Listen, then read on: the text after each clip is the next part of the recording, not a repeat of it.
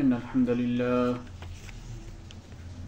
لله نحمده ونستعينه ونستغفره ونؤمن به ونتوكل عليه ونعوذ بالله من شرور أنفسنا من يهد الله فلا مضل له ومن يضلله فلا هادي له ونشهد أن لا إله إلا الله وحده لا شريك له لا وزير له ولا نظير له ولا مثل له ولا مثيل له ونشهد أن سيدنا ومولانا وأولانا محمدا عبده ورسوله أما بعد فأعوذ بالله من الشيطان الرجيم بسم الله الرحمن الرحيم فانكحوا طاب لكم من النساء مثنى وثلاث ورباع فإن خفتم ألا تعدلوا فواحدة وقال تعالى ولا تقربوا الزنا إنه كان فاحشة وساء سبيلا وقال النبي صلى الله عليه وسلم يا أيها الشباب من استطاع منكم الباء فليتزوج فإنه أغض للبصر وأحسن للفرج أو كما قال النبي صلى الله عليه وسلم وقال النبي صلى الله عليه وسلم الولد للفراش وللعاهل الحجر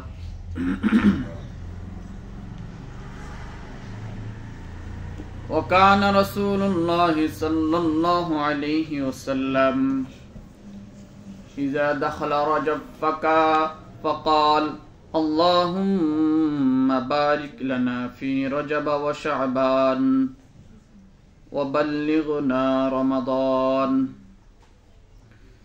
بلغ العلا بكماله كشف الدجى بجماله حسنة جميع خصاله صلوا عليه وآله الحمد لله معزز مكرم সম্মানিত হাজিরিনে মজলিস মহান রব্বুল আলামিনের অসংখ্য শুকরিয়া জ্ঞাপন করি যে আল্লাহ রব্বুল আলামিন আমাদেরকে সুস্থতার সাথে জুমাবারে সবার আগে মসজিদে আসার তৌফিক দান করছেন সেজন্য দিল থেকে শুকরিয়া জ্ঞাপন করি আলহামদুলিল্লাহ আলহামদুলিল্লাহ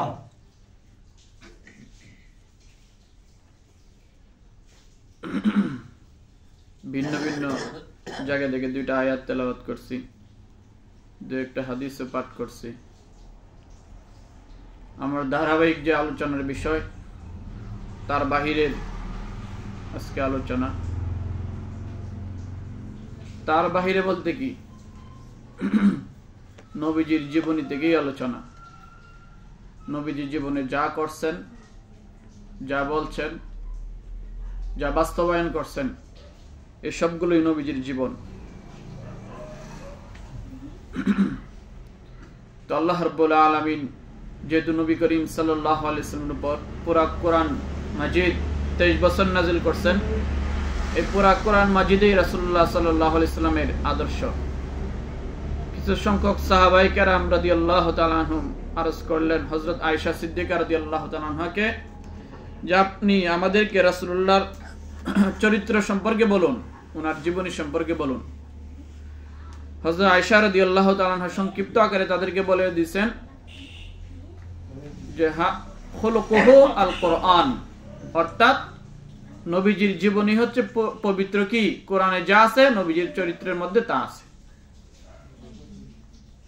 আর পবিত্র কোরআনে যতগুলো আয়াত নাজিল হয়েছে এই সবগুলো আল্লাহ রাসূল সাল্লাল্লাহু আলাইহি ওয়াসাল্লাম সবগুলো বাস্তবায়ন করছেন। এরকম কোনো আয়াত বাকি নাই যেগুলো রাসূলুল্লাহ সাল্লাল্লাহু আলাইহি ওয়াসাল্লাম নিজের জীবদ্দশায় বাস্তবায়ন করেন নাই, তিনি নিজে মানেন নাই এবং সাহাবায়ে কেরাম মানে নাই, এরকম হয় নাই। তো আজকে যে আয়াত তেলাওয়াত করলাম, আমরা ইতিপূর্বে আলোচনা থেকে রাসূলুল্লাহ জানছি যে রাসূল করিম সাল্লাল্লাহু আলাইহি ওয়াসাল্লাম উনি ব্যক্তি জীবনে বিবাহিত ছিলেন। শুধু বিবাহিত ছিলেন না, বরং একাধিক স্ত্রী রাসূল সাল্লাল্লাহু আলাইহি ওয়াসাল্লামের ছিল। অনুরূপ মুমিন মুসলমানরাও যাতে বিবাহ শাদী করে এই সম্পর্কে আল্লাহ রাব্বুল আলামিন যেরকম আদেশ করছেন, রাসূল করিম সাল্লাল্লাহু আলাইহি ওয়াসাল্লামের উৎসাহিত অনুপ্রেরণা দান করছেন।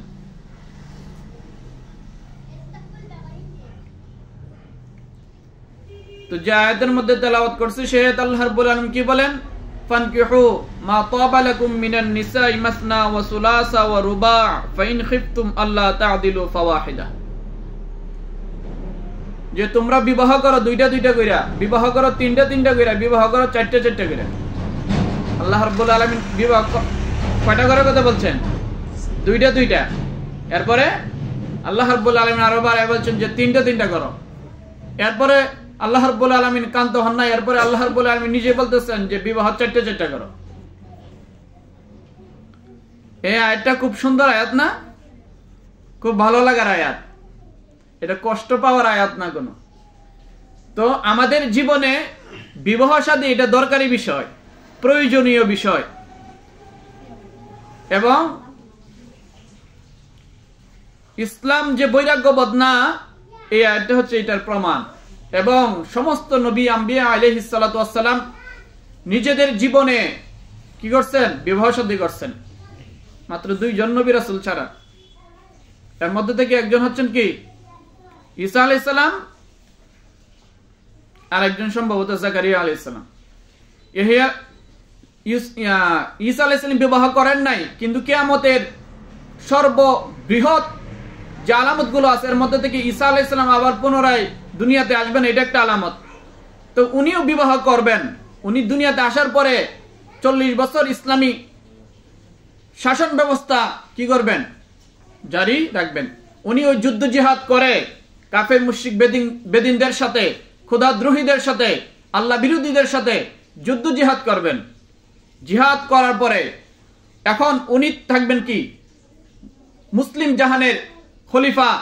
উনি যে কথা বলবেন ওই কথাই মানুষ মানতে বাধ্য এবং মানবেও। এরকম মানুষই থাকবে যারা ঈসা আলাইহিস সালামকে কি অনুসরণ করবে। তো উনিও কি করবেন? ওনার এই 40 বছরের ভিতরে আবার বিবাহ শাদী করবেন। সুতরাং বিবাহিত নন এরকম নবী রাসূল নাই। থাকলে শুধু জাকারিয়া আলাইহিস সালাম আছেন, আর সবাই কম বেশি কি বিবাহ করছেন। একাধিক বিবাহ শাদী কি নবী রাসূলরা করছেন, আমাদের নবীও করছেন। বিবাহ শাদী করা এটা ভালো কাজ এবং প্রয়োজনীয় কাজ। বিবাহ শাদীর হুকুম সর্বসময় একরকম না। কখনো হচ্ছে কি স্বাভাবিক অবস্থায় বিবাহ করা সুন্নাত, যেহেতু নবী রাসূলরা করছেন। আর যদি মানুষ জিনা ব্যভিচারের দিকে চলে যায় তাহলে এমত অবস্থায় তার জন্য বিবাহ করা ওয়াজিব। যদি নিজের শাহওয়াত, নিজের কাম প্রবৃত্তি সে এটা দমায় না রাখতে পারে, সে যদি অপাত্রে খরচ করে তাহলে এটা তার জন্য গুনাহ হবে। এই গুনাহ থেকে বাঁচার জন্য আল্লাহ রাব্বুল আলামিন বিবাহের কথা বলছেন। আল্লাহ রাসূল সাল্লাল্লাহু আলাইহি ওয়াসাল্লাম বলেন যে তোমাদের মধ্যে থেকে যারা সামর্থ্য রাখে তারা যেন কি করে? বিবাহ শাদী করে। কারণ বিবাহ শাদী এটা কি আগাদ্দুলিল বাসার। আল্লাহ রাসূল বলেন এটা হচ্ছে চোখের কি নিরাপত্তা দেয়, চোখকে অবনত করে ফেলে, এবং আহসানুল ফরাজ এবং লজ্জাস্থানকে হেফাজত করে। এজন্য কি করতে হয়? বিবাহ শাদী করতে হয়। বিবাহ শাদী ফরজ কোন সময় হবে? যখন মানুষ জিনা ব্যভিচারের মধ্যে জড়ায় যাবে, তখন বিবাহ করা কি ওয়াজিব বা ফরজ, যেটাই বলেন। এর জন্য বিবাহ শাদী করে ফেলা ভালো। যাদের উপযুক্ত বয়স হয়েছে তাদের বিবাহ শাদী করে ফেলা কি ভালো। এবং আমরা যারা গার্জিয়ান আছি তাদের বিবাহ দিয়ে দেওয়া ভালো, না হয় সে গুনার মধ্যে জড়াবে। গুনার মধ্যে যদি জড়ায়, তাহলে আমি যদি তাকে বিবাহ না করাই গার্জিয়ান হিসাবে, বাবা হিসাবে, চাচা হিসাবে, ভাই হিসাবে, তাহলে সে গুনাহ করলে তার 1% আমি নিজেও পেয়ে যাব। সেজন্য যাদের উপযুক্ত বয়স হয়েছে তাদেরকে বিবাহ করে দেওয়া দরকার। কিন্তু আমাদের সমাজে বিবাহ শাদীটা একটু কঠিন। জিনা ব্যভিচার খুব সোজা, বিবাহ শাদী কি কঠিন। বিবাহ শাদীর প্রশ্ন আসলেই ক্যারিয়ারের প্রশ্ন চলে আসে, পরে অনেক টাকা পয়সা কথা চলে আসে, মোহর দিতে হয়, আবার মেয়ে দিতে, বিবাহ দিতে গেলেও ঝামেলা, যৌতুক দিতে হয়। সেই জন্য বিবাহ শাদীটা কি আমাদের জন্য কঠিন হয়ে দাঁড়াইছে। কিন্তু অবাধেই নারী, ছেলে মেয়ে কি জিনা ব্যভিচারের মধ্যে আছে, এগুলো নিয়ে আমাদের কোনো কি নাই, মাথা ব্যথা নাই। বাল্য বিবাহকে প্রতিরোধ করার জন্য এই বাংলাদেশে আইন আছে, কিন্তু বাল্য প্রেমকে প্রতিরোধ করার জন্য আইন আছে, বরং আরো উৎসাহ আছে বাল্য প্রেম করুন আপনারা। সহশিক্ষার একটা খারাপ দিক হচ্ছে কি জিনাকে উস্কায় দেওয়া। জিনাকে কি দেওয়া? উস্কায় দেওয়া। সহশিক্ষা, একটা ছেলে একটা মেয়ে পাশাপাশি বসলে স্বাভাবিক ছেলের ভিতরে এবং মেয়ের ভিতরে কাম প্রবৃত্তির সৃষ্টি হবে। এগুলো থেকেই কি হয়? জিনা ব্যভিচারের সূত্রপাত হয়। এটা হচ্ছে কি জিনা করার একটা কারণ। আবার হচ্ছে এখন বর্তমানে অশ্লীলতা এবং বেহায়াপনা, নাটক, সিনেমা এগুলো খুব বেশি। এগুলো দেখে দেখেও আমাদের ছেলে মেয়েরা কি জিনার দিকে যায়। আল্লাহ রাব্বুল আলামিন যে আয়াত তেলাওয়াত করলাম, এক আয়াতের মধ্যে আল্লাহ রাব্বুল আলামিন বলতেছেন যে তোমরা কি জিনার কাছেও যাও না। অসংখ্য আয়াত এবং হাদিস আল্লাহ রাব্বুল আলামিন নাজিল করছেন এই শুধু বিবাহ শাদী সম্পর্কে এবং জিনা থেকে বেঁচে থাকা সম্পর্কে। আল্লাহ রাব্বুল আলামিন সূরা বনী ইসরাঈলের মধ্যে বলেন, ওয়ালা তাকরাবুজ জিনা ইন্নাহু কানা ফাহিশাও ওয়া সাআ সাবিলা, যে তোমরা জিনার নিকটবর্তীও যেও না, কারণ তা হচ্ছে অশ্লীলতা এবং নিকৃষ্ট কাজ। জিনা করা ভালো কাজ না, অশ্লীল এবং নিকৃষ্ট কাজ। অশ্লীল এবং নিকৃষ্ট কাজ। জিনা ব্যভিচার করলে সামাজিক ভাবেও তাকে কি আমরা ঘৃণা করি, সামাজিক ভাবে কি করি? ঘৃণা করি। সেজন্য আল্লাহ রাব্বুল আলামিন আমাদের জন্য যে আয়াত নাজিল করছেন, এটা আমাদের ভালোর জন্যই নাজিল করছেন। আজকে আমার ছেলের সাথে আমার মেয়ে যদি অন্য আরেকটা ছেলের সাথে প্রেম করে, জিনা ব্যভিচার করে, তো এটা আমার জন্য সম্মানের হবে না অসম্মানের হবে? অসম্মানের হবে।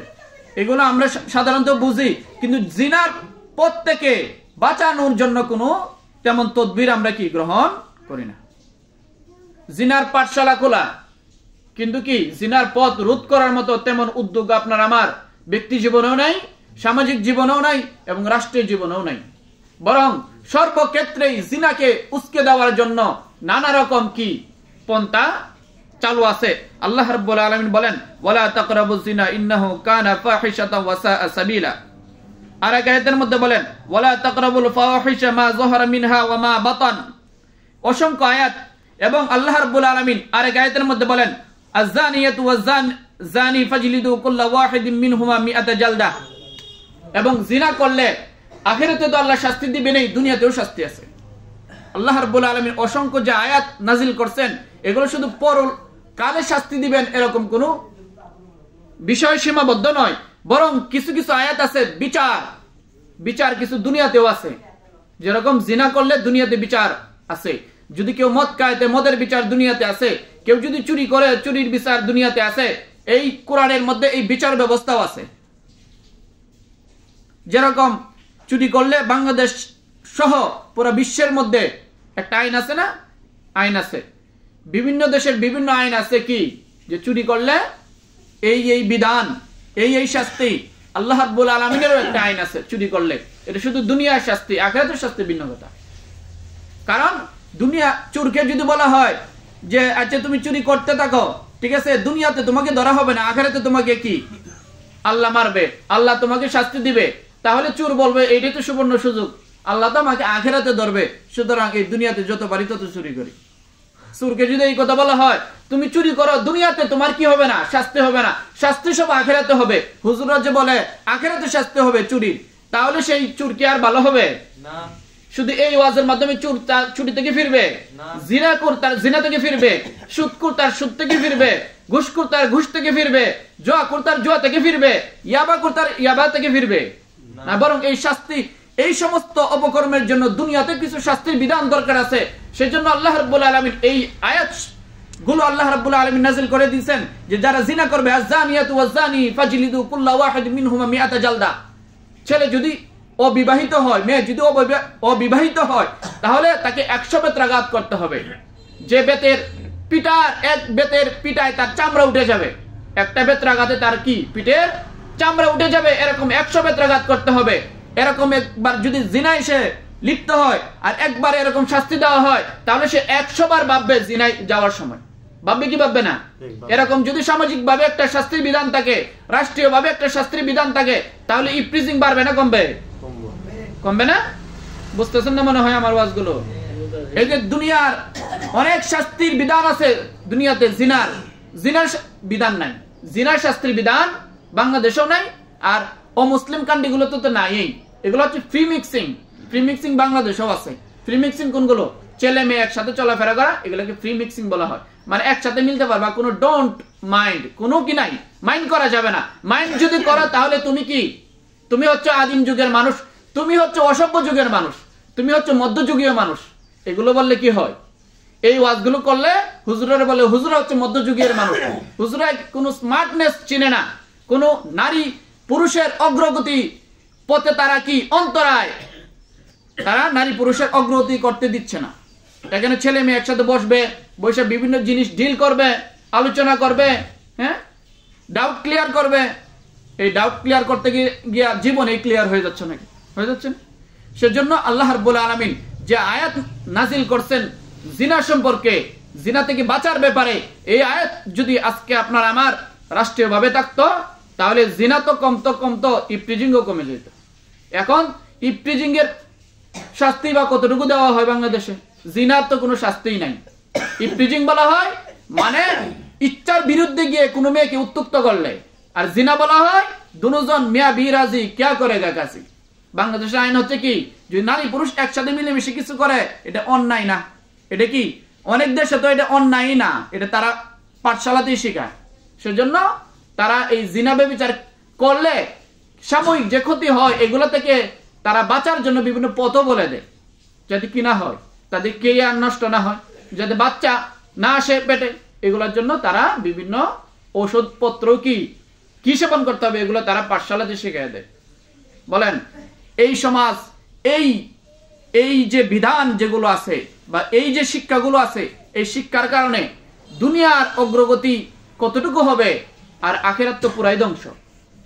দুনিয়ার অগ্রগতি করতে নিষেধ নাই, কিন্তু হুজুররা বলে, কোরআন বলে, ইসলাম বলে যে নারী পুরুষ সবাই শিক্ষিত হোক, সবাই জ্ঞান বিজ্ঞানে সবাই এগিয়ে যাক, কিন্তু সবাই যেহেতু এখানে কি আছে, এখানে হচ্ছে শুটকি আর বিড়ালের মতো। শুটকি আর রাইকে বিড়ালের যত ওয়াজ করেন কাজ হবে বলেন? যদি বলে বিড়াল তোমার পাশে শুটকি রাখছি, তুমি এটা খাও না, যদি খাও তোমার 5 টাকা করে বেত্রাঘাত করা হবে প্রতিদিন। বিড়ালে এই ওয়াজ শুনবে? একটা ছেলেকে একটা মেয়েকে একসাথে রেখে যত ওয়াজ নসিহত করেন কাজ হবে না।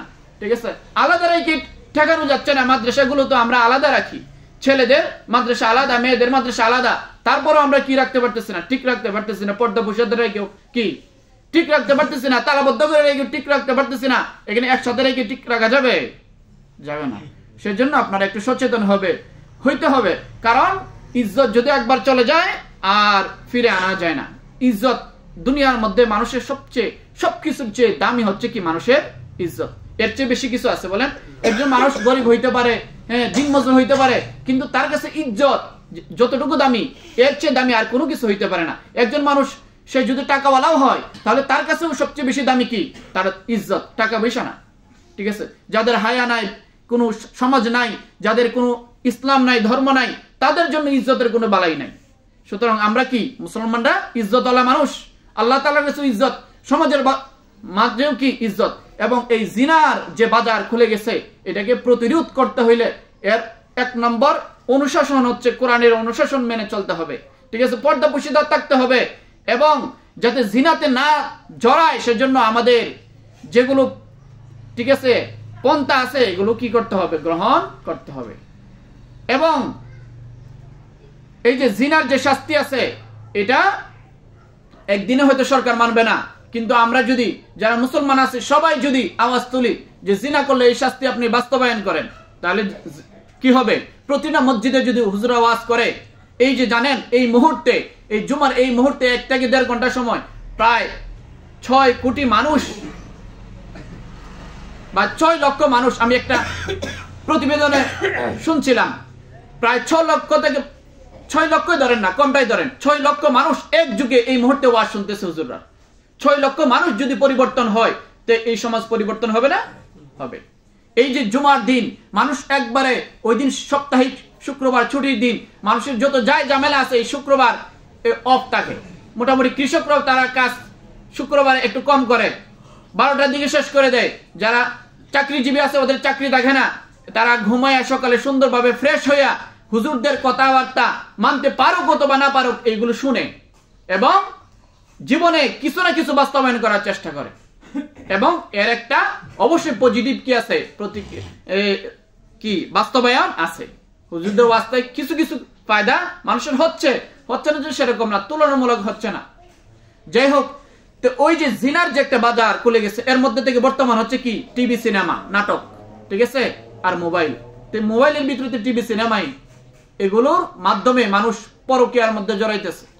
আল্লাহ রাব্বুল আলামিন শুধু বিবাহিত, অবিবাহিত ছেলে এবং অবিবাহিত মেয়ে যদি কি করে এরকম জিনা করে, ইচ্ছাই হোক অনিচ্ছাই হোক, যে করবে, যে সীমা লঙ্ঘন করবে, যে জিনা করবে, তার শাস্তি হচ্ছে কি 100 বেত্রাঘাত, যা বলছি ইতিপূর্বে। এবং যদি বিবাহিত হয়, যে বিবাহিত হবে অথবা দুজন যদি বিবাহিত হয় আর জিনা করে, তার শাস্তি হচ্ছে সে হচ্ছে সমাজের ভাইরাস, সে হচ্ছে কি একদম নষ্ট হয়ে গেছে। আল্লাহ রাব্বুল আলামিন তার শাস্তির বিধান সম্পর্কে বলেন যে সে আর বেঁচে থাকার কোনো অধিকার রাখে না, সে বেঁচে থাকার আর কি রাখে না, অধিকার রাখে না। কারণ সে বিবাহিত, তার যৌন চাহিদা পূরণ করার মতো জায়গা আছে, তারপরেও সে যদি অপাত্রে মুখ দেয় তাহলে তার বেঁচে থাকার আর অধিকার নাই। তাকে তার একমাত্র শাস্তি হচ্ছে তাকে মেরে ফেলো, তাকে রজম করো। সে হচ্ছে সমাজের ভাইরাস, সে সমাজের মানুষের ইজ্জতকে নষ্ট করে, যে মানুষের ইজ্জত নষ্ট করে সে দুনিয়াতে আর বেঁচে থাকার অধিকার রাখে না। ঠিক বর্তমানে এইগুলো খুব বেড়ে গেছে প্রতিটা সমাজের মধ্যে। বাড়ছে কি বাড়ছে না? বেড়ে গেছে, ঠিক আছে।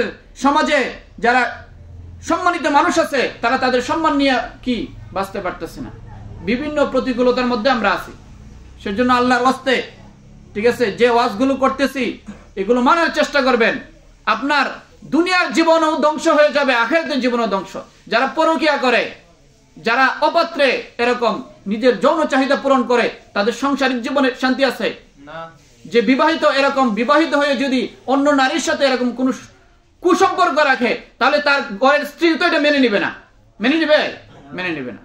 সেজন্য আল্লাহর হস্তে এইসব যে কাণ্ড আছে, এইসব যে অপকর্ম আছে, এগুলোকে আপনি ব্যক্তি জীবনেও প্রতিরোধ করেন এবং সামাজিক ভাবে প্রতিরোধ করেন।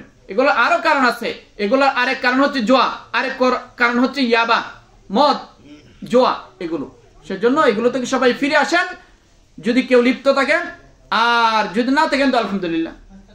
তবে আছে, ঠিক আছে, আবহাওয়ায় বলে আছে, আল্লাহর ওয়াস্তে, ঠিক আছে, এরকম যদি কেউ থাকেন আল্লাহর ওয়াস্তে চলে আসেন, আল্লাহকে ভয় করেন, ইত্তাকুল্লাহ, আল্লাহকে ভয় করেন।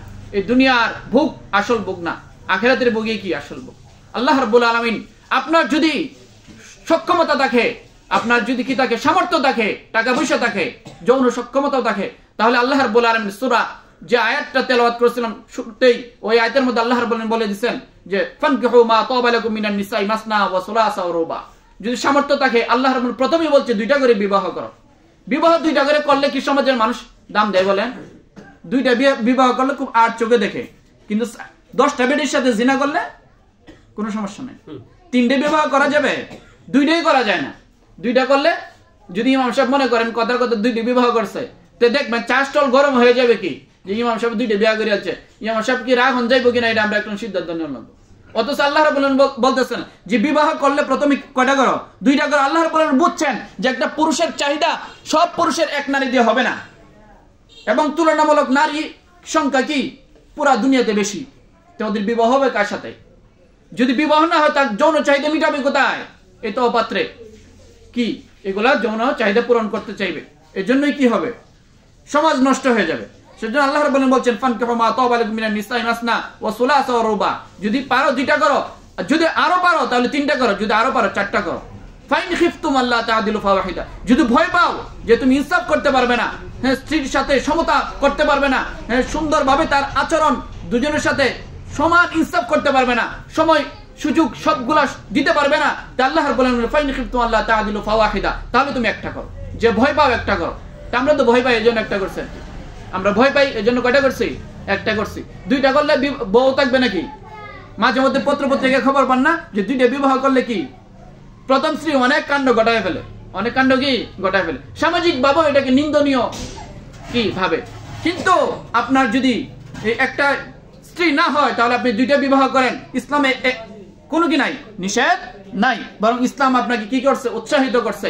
যার শক্তি সামর্থ্য আছে, যার টাকা পয়সা আছে, যে ইনসাফ করতে পারবেন, এর বিবাহ একাধিক করলে কি নাই, সমস্যা নাই। তবে লিমিট আছে 4টা, একসাথে করে স্ত্রী রাখা যাবে 4টা। কয় হুজুর এটা তো নিন্দনীয়। অনেক পুরুষের মনে চায় সে দ্বিতীয় বিবাহ করতে, কিন্তু কেন করে না?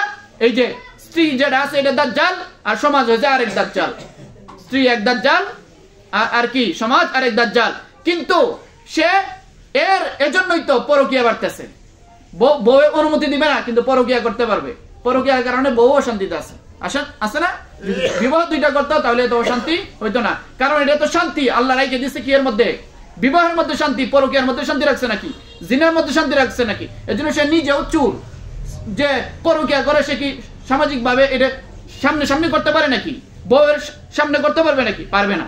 কিন্তু এই ইসলামের যে বিধান আছে, যে বিধান আল্লাহ দিছে, এটাকেও সে মানবে না, আবার ওদিক দিয়ে পরকীয়াও করবে। সেজন্য তার দুনিয়াও নষ্ট, আখিরাতও নষ্ট হয়ে যাবে। সেজন্য আমরা যারা সচেতন আছি, ঠিক আছে, এগুলা সচেতনতার সাথে সমাজকে সুন্দর রাখার জন্য আমরা এই অন্যায় এবং অশ্লীল কাজকে আমরা সবসময় প্রতিরোধ করব। এবং যাদের শক্তি সামর্থ্য আছে আপনারা বিবাহ একাধিক করেন, ইসলামে কোনো নিষেধাজ্ঞা নাই। যদি প্রশাসনিক রাষ্ট্রীয় কোনো নিষেধাজ্ঞা থাকে তাহলে আপনি কোর্টে গিয়ে সুন্দরভাবে কথা বলে আপনি বিবাহ করতে পারবেন, ঠিক আছে। যদি শক্তি সামর্থ্য থাকে, নিষেধ নাই।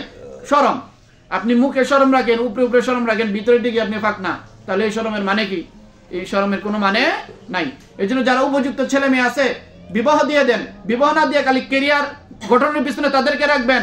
কারণ বলে বিবাহের কথা বললে কয় কি খাওয়াবে? নিজের পায়ে দাঁড়াইলো, নিজের পায়ে দাঁড়াক। কারণ এই পরকীয়া করে আর জিনা ব্যভিচার করে আর প্রেম করে তার পায়েই থাকবে না, তা খাওয়াবে কোত্থেকে? কেরিয়ার থাকবে কোত্থেকে? অনেক ছেলে মেয়ে এই বিবাহের আগে একসাথে কি প্রেম প্রীতি করার কারণে মাইনা নেয় না সমাজে, অথবা ছেলে শেখা দেয় অথবা মেয়ে শেখা দেয়, পরে কি সুসাইড করে। অহরহ আছে না এগুলো? অহরহ আছে। সেজন্য এই সন্তান এবং বিবাহ করলেই মানুষ সফল হয়, বিবাহের আগে কেউ সফল হইতে পারছে না। আপনি দেখেন তো বিবাহের আগে এই সমাজে কয়জন সফল হয়েছে, দুনিয়াতে কয়জন সফল হয়েছে? যারা সফল হয়েছে দুনিয়াতে সবাই বিবাহের পরে সফল হয়েছে। সুতরাং কেরিয়ার সুন্দর হবে বিবাহের পরে। আল্লাহ রাব্বুল আলামিন বলে বিবাহ করলে সফল, বিবাহ না করলে সফল না। সমাজে এখন সবাই খাওয়ানোর মতো সক্ষমতা আছে, বিবাহ করাই দিন, এখন কাজ করে না, বিবাহ করেন, দেখবেন পরের দিন থেকে এমনি কাজ করে, বউয়ে কাজ করাই লইব, ঠিক আছে। কারণ আপনি তো নিয়ে আসছেন উকিল, ব্যারিস্টার, ঠিক আছে, তখন পুলিশ নিয়ে আসছেন ঘরে, এই পুলিশের যখন বাড়ি দিব শক্ত করে, ঠিক আছে, তখন এমনি দেখবেন কি ছেলে কর্মঠ হয়ে গেছে। সেজন্য যাদের ছেলে মেয়েরা আছে বিবাহ দিয়ে ফেলেন, ঠিক আছে। বিবাহের মৌসুম চলতেছে এখন, শীতের মৌসুম মানে কি বিবাহের মৌসুম, ঠিক না? এর জন্য বিবাহ দিয়ে ফেলেন। অনেক ছেলে মেয়ে মুখে বলতে পারে না যে আমি বিবাহ করবো, এই যে লজ্জা, কিন্তু ঠিকই প্রেম করতেছে 14টা, প্রেম করতেছে কয়টা? 14টা, সিম আছে 14টা 15টা, ঠিক আছে, আর গার্লফ্রেন্ডও অভাব নাই, ঠিক আছে। এগুলো বলতেও তো অনেক সময় লজ্জা লাগে হুজুরদের, কিন্তু আমরা তো ডাক্তার মানুষ, বুঝেন নাই? ডাক্তারে শর্মাইলে হবে? ডাক্তার শর্মাইলে হবে না, ডাক্তারে তার চিকিৎসা দিতেই হবে, যার যার অসুখ তার কি হবে, এগুলা কাজে আসবে। আল্লাহ রাব্বুল আলামিন সবাইকে বুঝার এবং সুন্দরভাবে ইসলাম মোতাবেক জীবনযাপন করার তৌফিক দান করুন। ওয়া আখিরু দাওয়ানা আলহামদুলিল্লাহি রাব্বিল আলামিন।